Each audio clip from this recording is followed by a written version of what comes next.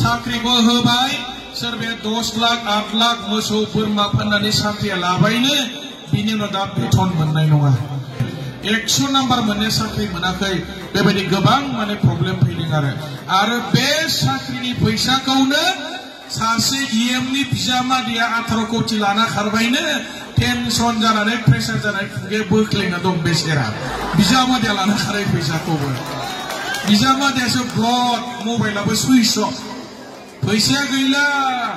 साख्रिनि फैसा खांनायखौ बिजामादैखौ दायित्व होदोंमोन जाहैबाय दा फैसाया मोनबाय नालाय बिजामादैया फिसाजोखौबो बावबाय मबाइलाबो सुइच अफ खालामनानै ब्लडलै गैला थाखाजों लाबजों गोमाबाय मानसियानो सासे मानसिया माने इउपिपिनिफ्राय टिकेट लाबाय आरो काजलगाव इलेक्शन गेलेनो नङा होमबा दल बाग्रा होनना बुङोलै आरो हब मिनिस्टारबो होनो मानसिफोरा हब नंगौना नङा चिरांनि मानसियासो फोरोंदोलै आंखौलाय मानसियामोन माने हब सार जेखौबो नंथारिखौबो मावनो हायो माने गासिखौबो हब होनना बुङो आरो ओमफ्राय 5 बोसोर बारबाबो जेबो जाया आरो दा बेबायदि मानसिया खुनु रोखोम मान सन्मानखौल' बासायनो थाखाय टिकेट बिदों जाहैबाय आरो रावबो गेलेला काजलगाव माने पानिराम ब्रह्म बिथाङा देरहागोना 100% खाथां जाखाबाय इउपिपिएलआ टिकेट लाग्रा मानसि गैलानो रोनगोरायाबो आखाइ थिखोखाबाय बावहाय जानाय नंला काजलगावआव रोनगोराया गाव गेलेनो गोसोमोन आङो साननैसो सिगाङाव रोनगोरानि गामियावनो थांनानै मिटिं खालामहैदों पानिराम ब्रह्म सारजों रोनगोराया गिबाय आरो जे ओरैबायदि मोनसे दोहौ फैबाय सारा बिटिसिआव हाजार मानसि जेरावबो माने लोमसावलायनाय गाबोनो हेलिकप्टार लानानै परबजाराव थांगोन गाबोननिफ्राय बिरसिगोनलै हेलिकप्टार लाबोनाया सानथाम बारबाय बिरनो मोनाखै गाबोननिफ्राय हेलिकप्टार बिरसिगोन परबजारायाव मोनसेल' समस्ति 15,000 मानसि गेदेरें जागोन गाबोन 15,000 मोनसे समस्तियाव न'खरसेयाव सासे 15,000 फैखाबालाय आरोलाय दस्रालाय बोरै देरहाबावनांगौ जाखो दा जेरावबो माने बिपिएफनि मोनसे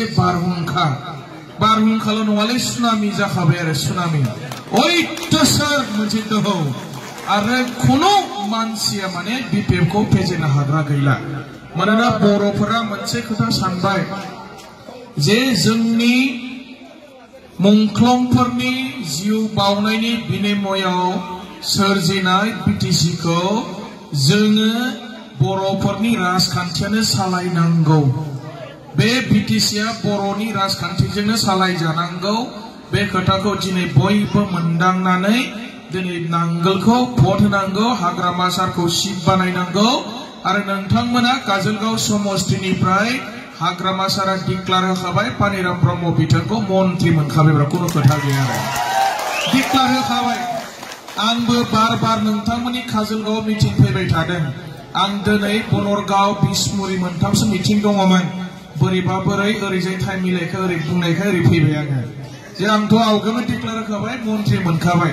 एबाराव बिथाङा रायजो राजानि गोबां खामानि मावनो हासिगोन थांनाय बाराव स्पिकारमोन स्पिकारा बेबायदि आलदा फान थायालै मन्त्रियासो थायो नङा होमबा जोंनि बिटिसिनि मन्त्रि आरोखि दा एबाराव साख्रि बाख्रि होनो हानायनि सुबिदा लामा दालां मावनायनि सुबिदा बायदिसिना डेभेलपमेन्ट खामानिफोरखौ नोंथांमोना काजलगाव बाखि रायजोआ एबार मोनसिगोन आरोखि खुनु उसुबिदा गैया दा दिनै जोङो बेनिखायनो सरकाराव फैनाय लगे लगे जोङो मा खामानि मावगोन बे खोथाफोरखौ जोङो सेन्ट्रेलाव अलरेडि डिसिसन लाखाबाय नोंथांमोननि ओरै साहा थानाय बे हाग्रामा दालाङाव जोङो नैबे फैबाय थानाय जानुवारि दानावनो जोङो मा खालामनांगौ दैजिं फेस्टिभेल खुंगोन जों रायजोफोर दैजिं नांगौ नङा होमबा दैजिंखौ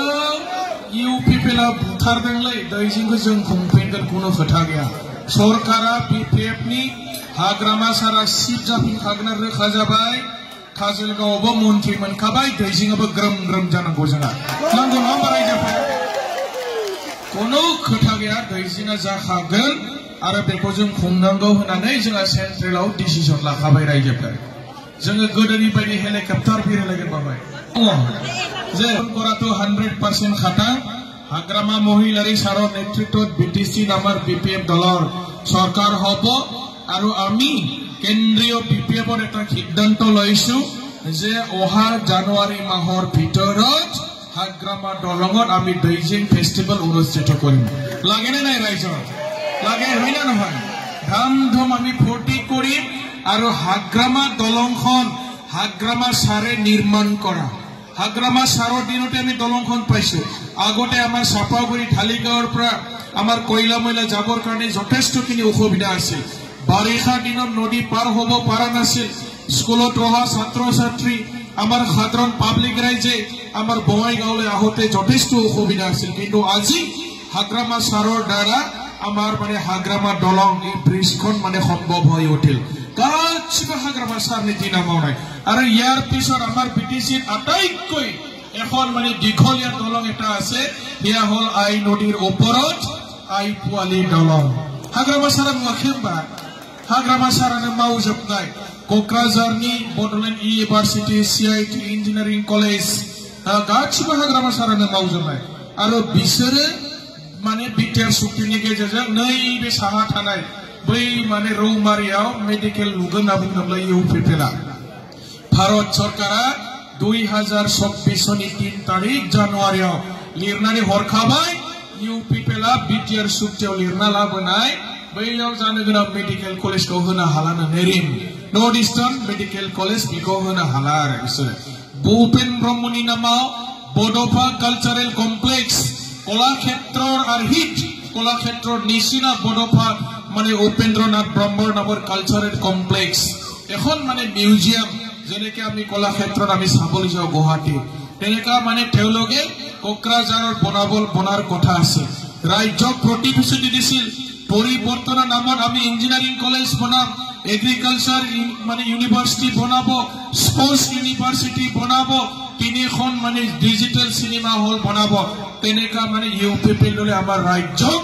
দিনতে মানে সপোন দেখুৱাইছিল আৰু পৰিৱৰ্তনৰ নামত ঘৰে ঘৰে চাকৰি দিয়াৰ কথা কৈছিল কিন্তু আজি কাকো চাকৰি দিব পৰা নাই नै ফৰেষ্ট ডিপাৰ্টমেন্টनि साख्रिया दाख्लै डिक्लेयार होबायलै কিন্তু बेथन गैयानो दे साख्रियाथ' मोनबाय बेथन गैया 10 लाखसिम होनांदों आसामनि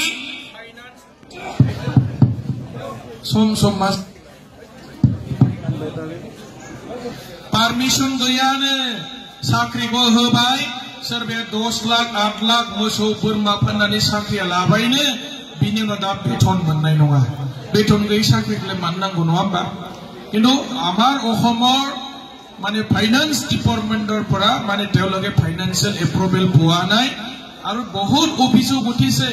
100 নম্বৰ পোৱা আমাৰ ক্যান্ডিডেট বিলাকে চাকৰি পোৱা নাই যি সকলে 80 নম্বৰ পাইছিল 70 নম্বৰ পাইছিল 80 নম্বৰ मोननायासो साख्रि मोनलाबायबायनो 100 নম্বৰ मोननाया साख्रि मोनाखै बेबायदि गोबां माने प्रब्लेम फैदों आरो बे साख्रिनि फैसाखौनो सासे इएमनि बिजामादैया 18 कोटी लाना खारबायनो टेनसन जानानै प्रेसार जानानै खुगे बोख्लेना दं बेसेरा बिजामादैया लाना खारै फैसाखौबो बिजामादैयासो ब्लक मबाइलाबो सुइच अफ फैसाया गैला साख्रिनि फैसा खांनायखौ बिजामादैखौ दायित्व होदोंमोन जाहैबाय दा फैसा मोनबाय नालाय बिजामादैया फिसाजोखौबो बावबाय मबाइलाबो सुइच अफ खालामनानै ब्लकलै गैला थाखाजों लाबजों गोमाबाय मानसियानो बेबायदि जादों आरोखि अयथासार माने दावराव दा बेनिखायनो साख्रियाबो इलिगेल आरो बे साख्रिखौ मोनग्राफ्राबो बेसेराफोरा बिराद खस्थ' खालामनानै फैसा होनाय आरोखि